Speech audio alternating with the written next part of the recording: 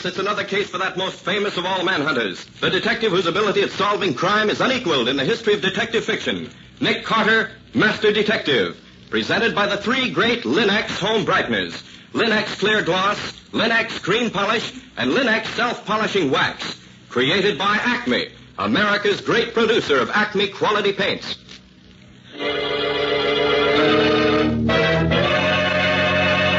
Today's curious adventure. Murder Goes to College.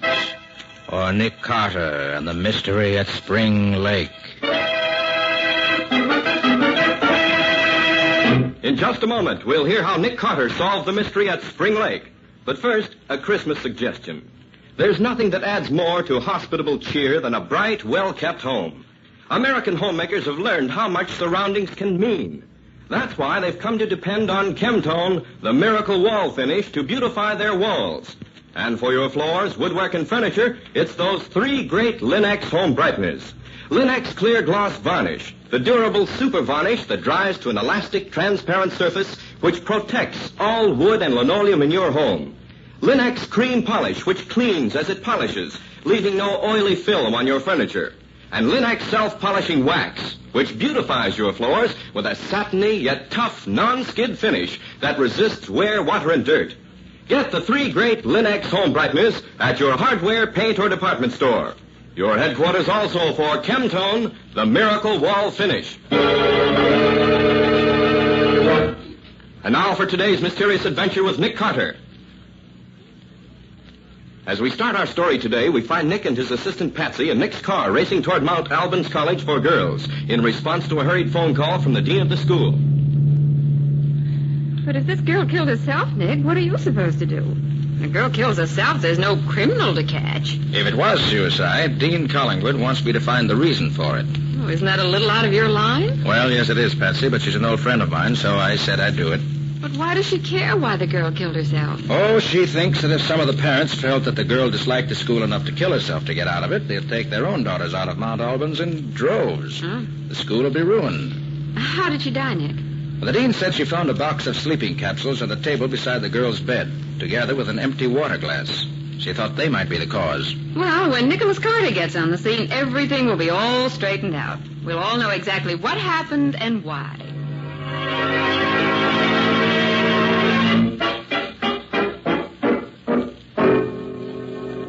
And this, Margaret, is my assistant and severest critic, Patsy Bowen.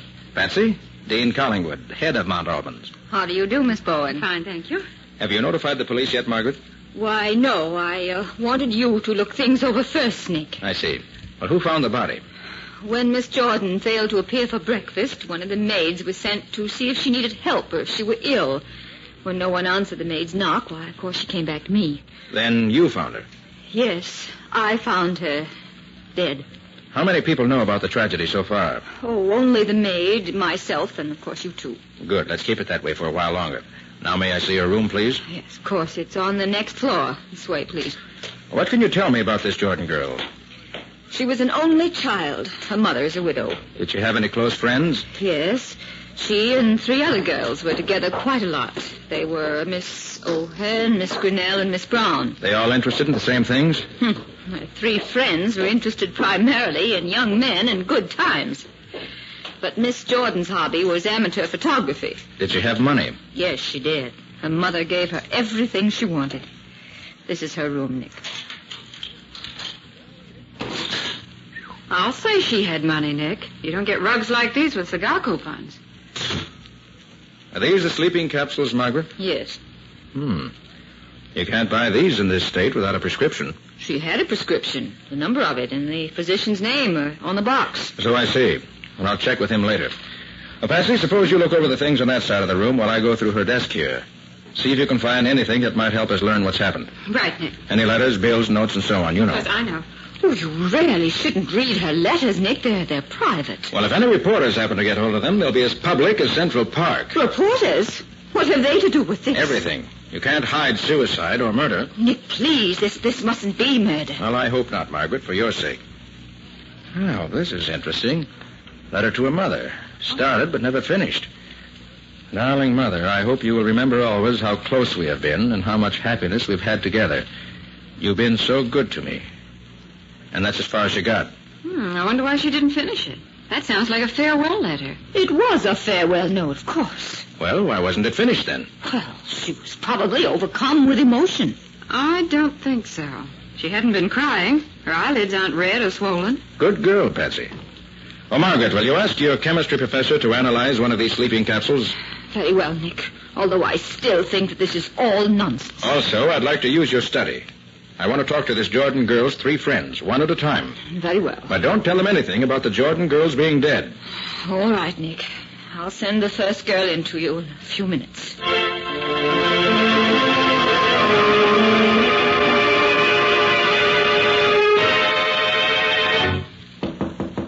Come in. You wanted to see me, sir? I'm Mary Grinnell. Yes, Miss Grinnell. Come in, won't you? Yes, sir. Miss Grinnell, I'm afraid I have a shock for you. Your friend Edith Jordan has just killed herself. Oh, no. Edith wouldn't do that. She just wouldn't. No? Well, at any rate, she's dead, I'm sorry to say. Can you shed any light on the situation? I'm afraid not. I'm sorry. Well, do you know anything about her actions last night? We studied together for our mid-year exams. In your room or hers? In mine. She went back to her room early, though. Said she wanted to write a letter and then turn in early. That must have been the letter we found there, Nick. Probably. Can you tell me anything else, Miss Grinnell? No, sir. Nothing. All right, then, run along. And please don't mention what I've told you to anyone.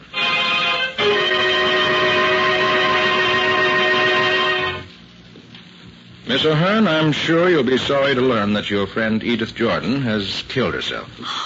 Oh, no. No, she wouldn't. Why, she couldn't. She wasn't that kind of a girl. What makes you say that? Oh, why, lots of things. And especially because we planned to go to a matinee together on Saturday. She even got the tickets for us. Tell me, Miss O'Hearn, in your opinion, did Edith ever seem morbid or unhappy? Oh, no, never. Except... Except what? Well, when Edith first came here, she was very gay. Lately, she's been very quiet. I don't know why, though. Well, thanks very much, Miss O'Hearn. Ask Miss Brown to come in, will you? Yes, sir. You can go in now, Alice. All right. You wanted to see me? Miss Brown, Edith Jordan killed herself last night. Killed herself? No, you couldn't make me believe that. Why do you say that? Edith wasn't that kind. And besides, lately she's been afraid of something. Afraid? Afraid of what? I don't know, but for the last month she's lived in fear of something. That might account for the sleeping capsules, Nick. Possibly. How do you know she was afraid, Miss Brown? Well, we girls never lock our doors here in the dormitory, but she did. Perhaps she was just timid. She wasn't timid when she first came here. No? Well, do you know when she first began locking her door? Yes. It was right after someone took a shot at her in the woods. What's that? Someone shot at her. Are you sure? Edith said she knew it was true, but she asked me not to mention it to anyone. Was she alone when this happened? Why, yes. She often went into the woods alone with her camera. And did she go into the woods after this someone took a shot at her? Oh, no, after that she used her car and took pictures from the highway. Oh, she had her own car? Yes, sir. Well, do you happen to know whether Miss Jordan was taking a sleeping remedy lately? I don't think she was. She had some harmless preparation the doctor gave her, but I don't think she ever used it. Well, apparently it wasn't entirely harmless. Unless I'm mistaken, she died from taking it. Well, thank you, Miss Brown.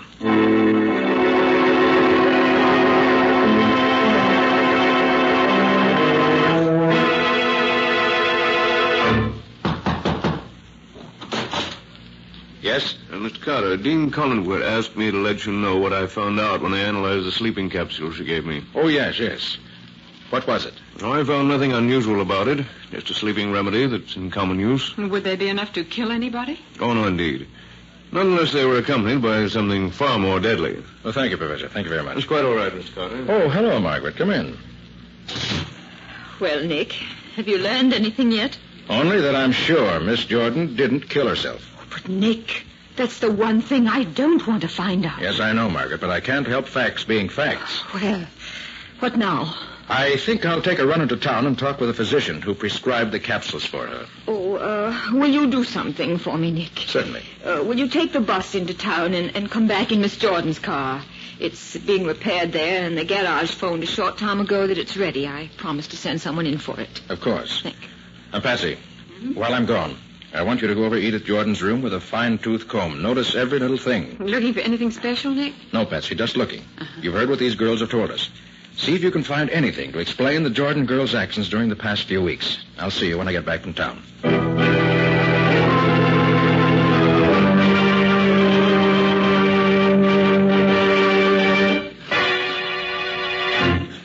Dr. Steele, according to the label on the package, you prescribed some sleeping capsules for Miss Edith Jordan.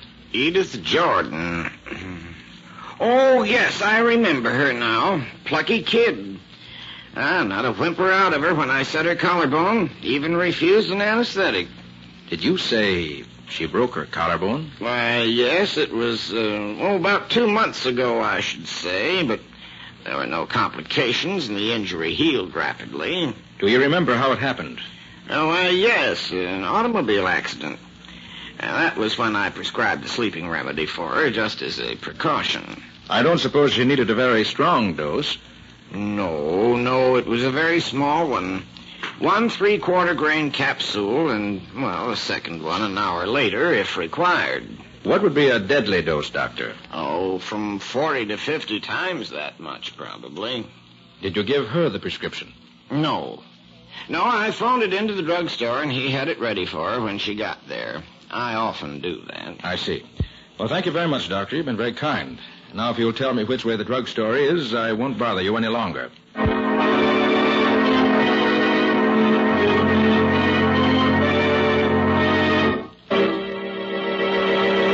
Well, so Edith Jordan had a broken collarbone a few weeks ago.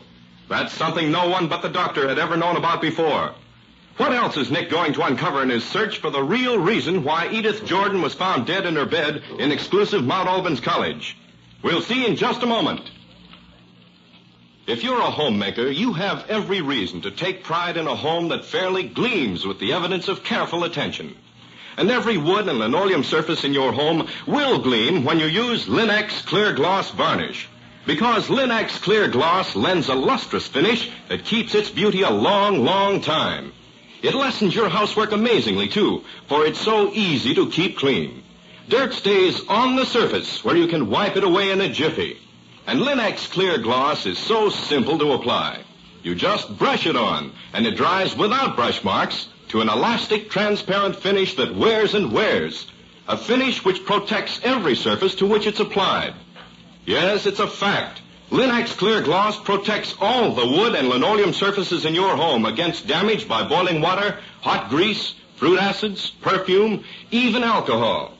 In every way, it's truly the super varnish.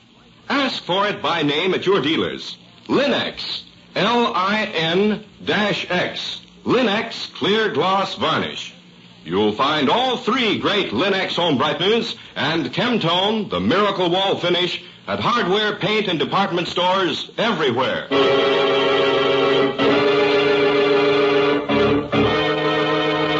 And now back to our story. As we left Nick, he was learning things about the dead girl, Edith Jordan, that not even Dean Cullenwood, dean of exclusive Mount Albans College for Girls, knew. Did she commit suicide or was it murder? Let's pick up Nick as he calls at the drugstore where the sleeping capsules the doctor prescribed for Edith Jordan were made up. Yes, sir. I'm sorry to bother you, but would you be good enough to allow me to see the prescription for a sleeping remedy prescribed for Miss Edith Jordan by Dr. Steele about 2 months ago? I'm sorry, sir, but our records are available only to the police or the doctor. But I can assure you that the prescription was filled exactly as ordered. Very well, I understand. I thought you would. Sad case, isn't it? Yes, very. Oh, did you fill the prescription yourself? I believe I did. I remember thinking that college girls these days use far too many sleeping preparations. Yes, of course. Thank you.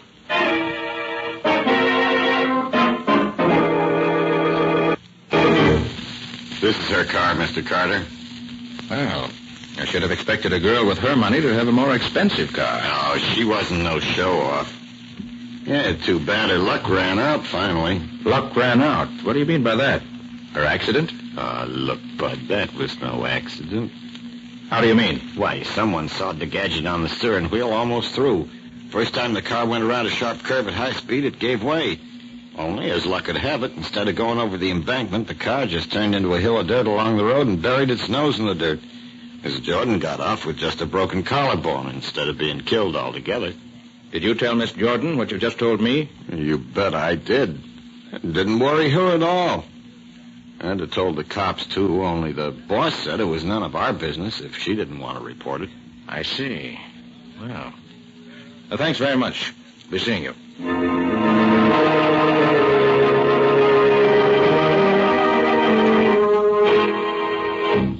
Well, what can I do for you, Mr. Carter? You're running a story on the suicide of the Jordan girl at Mount Albans College? Sure we are. That's big news for this town. Well, could you add one little paragraph to your story? What kind of paragraph? Miss Jordan left a diary. It's locked in a steel box for which we've not been able to locate the key. Yeah? May take a day or so to have a new key made, as it's a very special type of lock. But we expect the diary to clear up the motive for the suicide. Yeah, that's very interesting, Mr. Carter. May I quote you on that? Well, if you don't mind, I'd rather you'd use that well-known phrase, "It is understood." Oh. That should cover it. I see what you mean. I don't know what you've got up your sleeve, Mr. Carter, but we'll play along with you.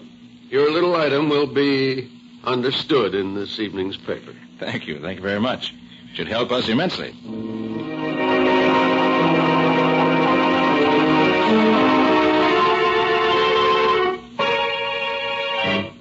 Well, Patsy?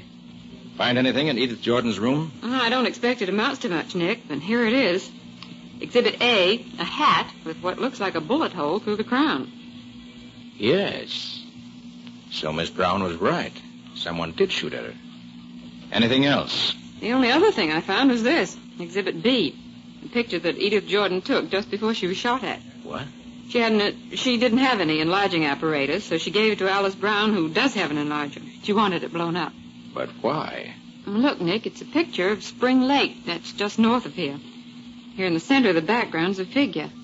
Neither Edith nor Alice knew who or what it was, so Alice made an enlargement of it to see if they could recognize it. But beyond the fact that it seems to be the figure of a man, it doesn't mean much. You can't see who he is. Patsy, where did you get this? Alice Brown gave it to me. She had it in her room. She and Edith thought there might be some connection between the shooting and this picture, but they couldn't seem to find any. Doesn't mean much, does it? Mm-mm. And yet... Did you find out anything in town? Well, yes and no. The way things look now, this is the situation. Edith Jordan, perhaps unknown to herself, knew something that placed her life in danger. What? She was shot at, and she was in a phony auto accident in which she got a broken collarbone. I don't think she ever used the sleeping capsule she got from Dr. Steele until very recently. No? She'd probably been getting more and more nervous about things until at last she felt she had to have something to put her to sleep. So last night, she took one or more of the capsules, and they killed her. And yet the physician who prescribed them is a reputable man. And the drugstore where they were made up also has a good reputation. So far, that's as far as... Hey, mind if I come in and bother you a few minutes, Mr. Carter? Of course not, Sheriff. Come right on in. Thank you. Howdy, ma'am. Hello. Hey, look, Mr. Carter, you got some theory about this kid committing suicide? Only one theory, Sheriff. She didn't kill herself. Can you prove that? Expect to be able to. When? In the next 24 hours. 24 hours, huh? Will you give me that long without interfering? Yeah. Yep, you got it. You know, that picture of Spring Lake there in your desk reminds me, we came across a murder out there at the lake just yesterday. What was the murder? Why do you ask? Thought maybe there might be some connection between the two killings, that's all. Oh, heck no. No, this college girl and the woman we found out at the lake are two different kinds of people. No connection at all. Well, what was it you found at the lake? Young woman. Been dead a couple of months. Was a waitress at the roadhouse near the lake. And what happened to her? Oh, slugged in the back of the head, skull crushed, then almost buried in the brush. Hunter found her yesterday. Too bad. By the way, Mr. Carter, what's the idea of withholding evidence? What evidence? That there diary. Oh, the diary. Yeah. You know, I'm going to break somebody for overlooking that this morning when they searched that girl's room. Wait 24 hours, Sheriff. Remember, you gave me 24 hours. Yeah. Yeah, I remember. Why I let you wind me around your finger this way, I don't know. It couldn't be because you haven't any clues and you think that I might have one, could it? Huh? Well, could be, Carter. Could be.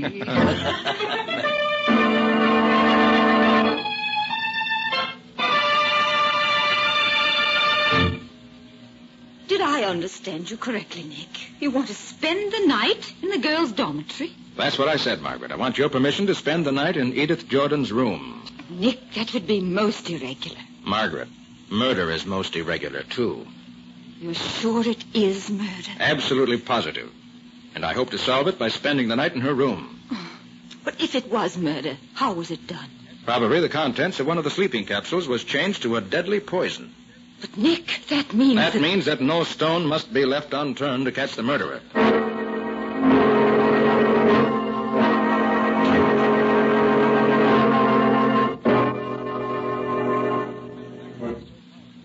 It's time for lights out, Nick. I just wanted to see if you needed anything you don't have before I leave you.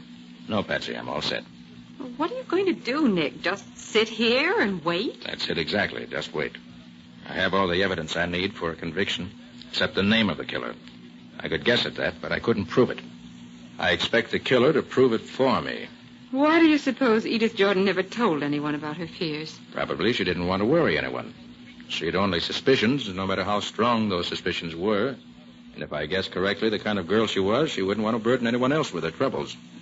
It's too bad, isn't it? She might have been alive now if she'd only told somebody. True enough, Patsy. And hindsight is always better than foresight. Well, Nick, I'll say goodnight. Happy hunting to you. Thanks, Patsy. I'll just sit here in the dark and wait.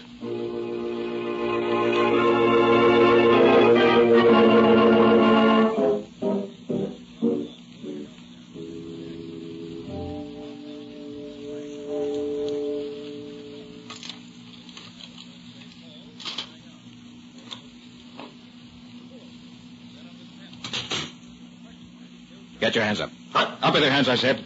I can see you plain enough. That's better. Now for some light. Well, so it's you, the mechanic from the garage. What's all this about anyway? You came here to get the diary, didn't you? Oh, did I? I thought so.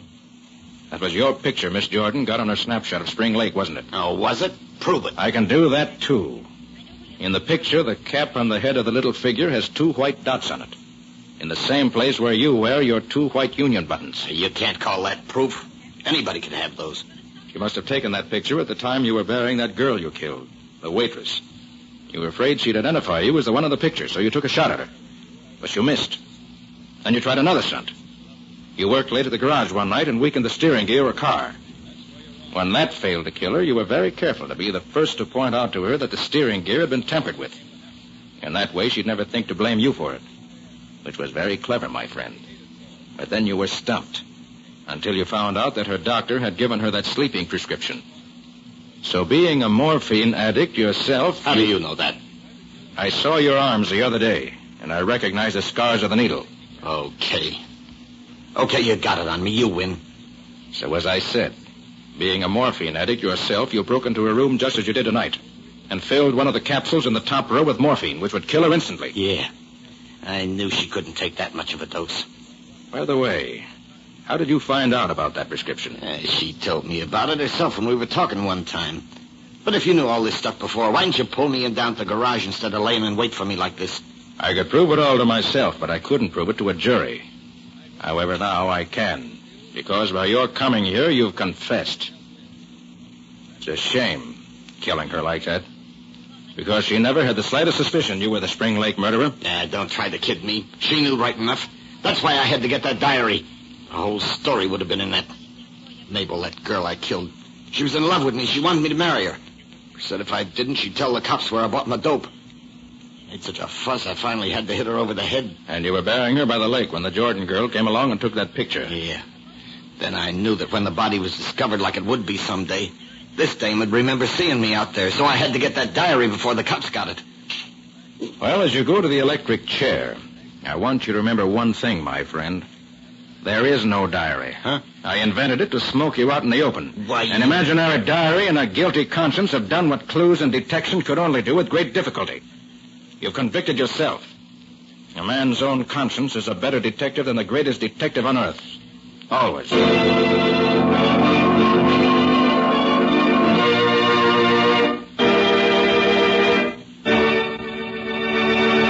In just a moment, Nick and Patsy will bring you a preview of next week's exciting case. But now, a thought for this holiday season. Holiday time is hospitality time, and nothing reflects more clearly your hospitable feeling than the sparkling holiday look of your home. The look it has when you depend on the 3 great Lin-X home brighteners. Take Lin-X cream polish, for instance.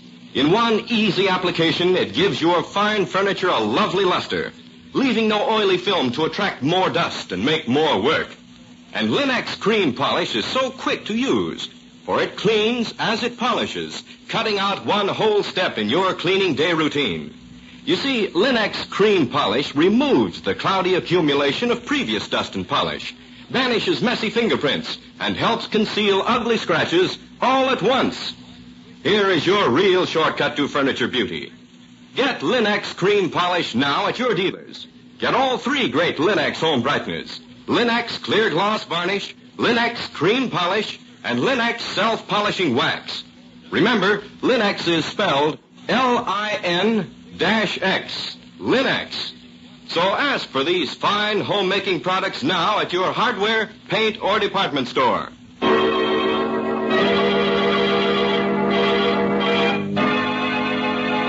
And now let's hear from Nick Carter himself. And now, Nick, what's the story you're going to tell us next time?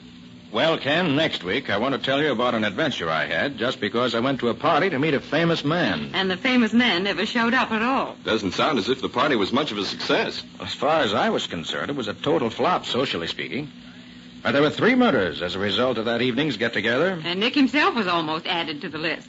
All due to a decanter of whiskey that turned out not to be whiskey at all. I think that's about enough for now, Patsy. Let's save the rest for next week.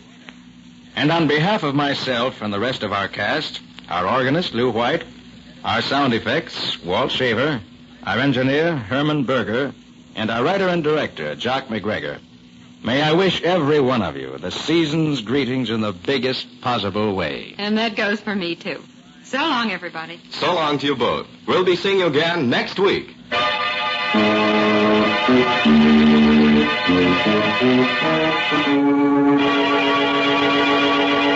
Next week at the same time, listen to another curious experience of Nick Carter, Master Detective, entitled Death in a Decanter, or Nick Carter and the Mystery of the Missing Brother.